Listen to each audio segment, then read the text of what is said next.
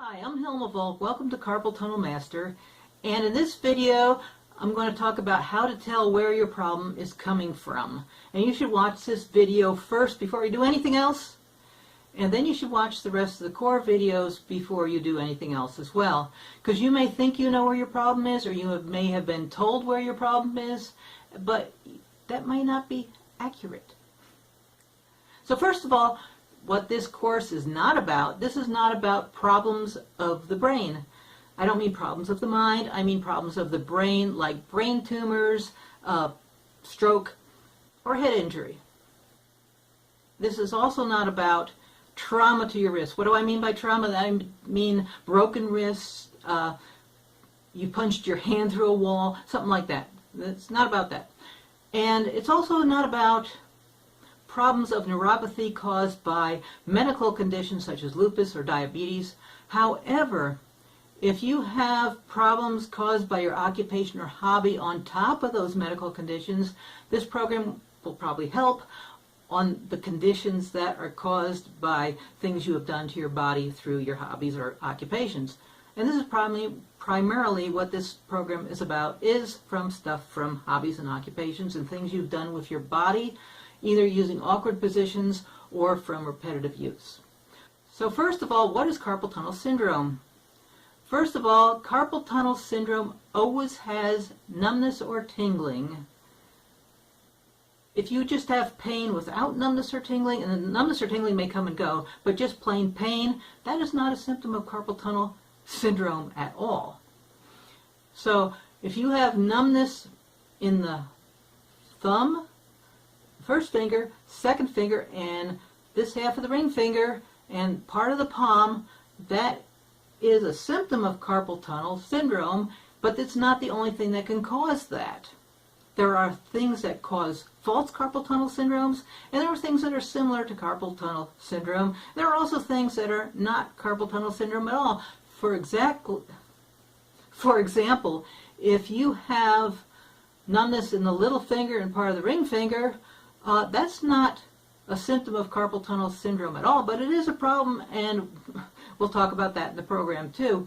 And if you have numbness in the back of your hand, that's another problem, and that's caused by the supinator muscle, usually, which is in the second section, but not in part of the core videos. The reason why a lot of people think that carpal tunnel syndrome is pain, and without the numbness or anything, because you need the numbness or tingling, even though it may come and go, to be carpal tunnel syndrome, because just pain in the wrist, like you see pictures of people, they're holding their wrist and there's advertising carpal tunnel products or whatever. Pain in the wrist, especially if it hurts to move in any certain direction or it hurts to do something, first of all, don't do that, but go to the end of the second section where I talk about pain in the wrist that's not related to carpal tunnel syndrome, because doing things for carpal tunnel syndrome, if you have pain in the wrist that causes pain when you move it but you don't have the symptoms of carpal tunnel, yeah, you're just going to make things worse. Okay. Now, the nerves that go into your hand originate from the lower three vertebrae in your neck. They go down underneath your collarbone, down under your armpit, down your arm, and through the carpal tunnel and into your hand. Now, the median nerve that causes those numbness in those fingers I was talking about splits before it enters the carpal tunnel. Now, what does that mean?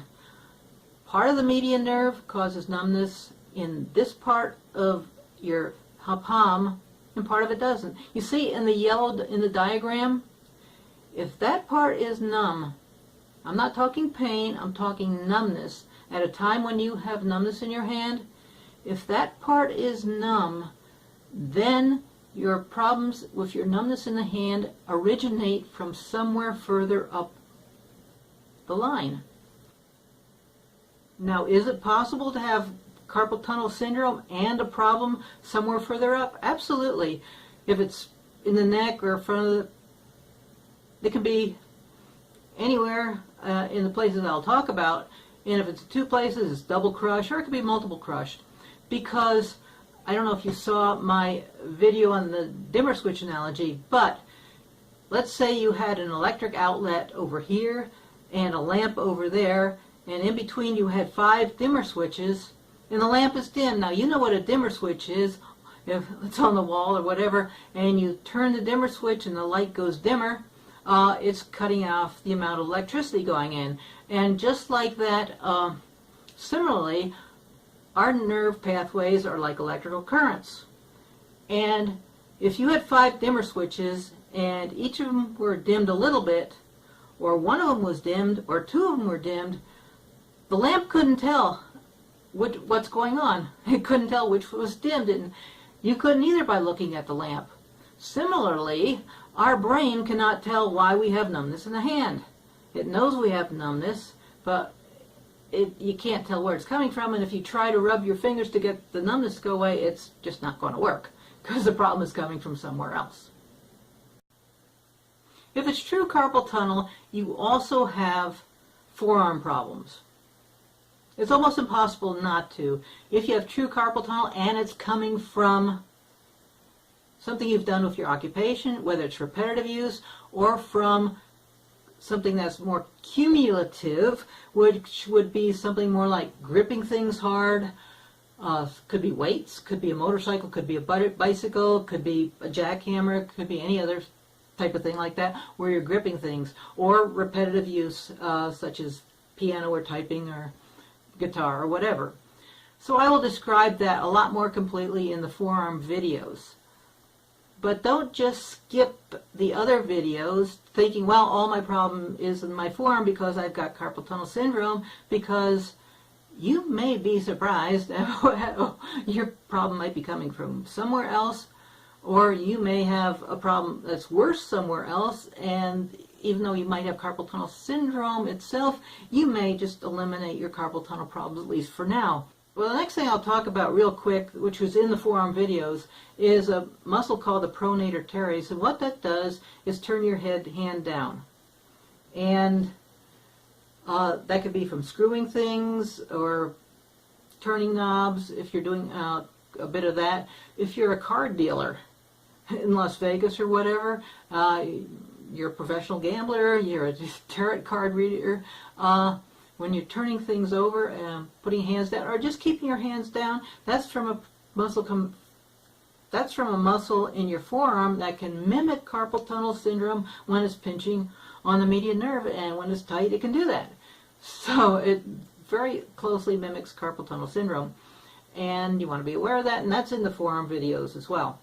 So next, the pectoralis minor muscle. This is one of the easiest ones to identify and one of the easiest ones to fix once you find out where the pectoralis minor muscle is and how to get to it. But it's a fairly easy fix compared to a lot of things you can do with your body. So, how do you know if you've got pectoralis minor problem? Well, here's a test. You hold your arms up and you squeeze your shoulders back, and then you open and close your fist slowly for 3 minutes. Now, if this causes numbness, weakness, or any other problems, that's pectoralis minor. And a lot of times people will have a problem if they have their hands up and they get numb, or they put their hands down and numbness goes away. And if it's really tight, that can happen with steering wheels, it can happen with bicycles, motorcycles, even computers.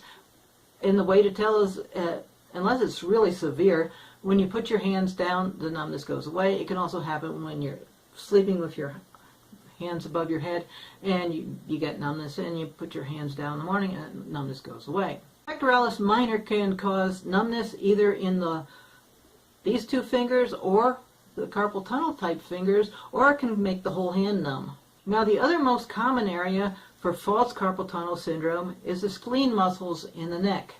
They're in the front of the neck, and you almost never, ever, ever feel pain in them, but they can cause a lot of mischief. And there's a lot of reasons for it. Whiplash is one. People who do shallow breathing, breathing with your lungs. Also, the pectoralis minor can be caused by shallow breathing too, or just because these muscles lift your rib cage. The scalene muscles go from inside your neck to the first and second rib, and again, I'll discuss more of them in the scalene videos. And also another muscle that does not cause numbness, but causes a lot of mischief in the front of the neck as well, called the sternocleidomastoid, which SCM for short. Shoulder pain, arm weakness, pain in the forearm, pain in the wrist, can be caused by the scalene muscles, and they can cause other mischief as well. So watch the scalene muscles, because they're a very important muscle that can be causing mischief, and it's very easy for physicians to misdiagnose that. In fact, it's very commonly misdiagnosed, and this is a quick test to see if your scalenes are tight, and again, not exactly 100% accurate, but a good indication.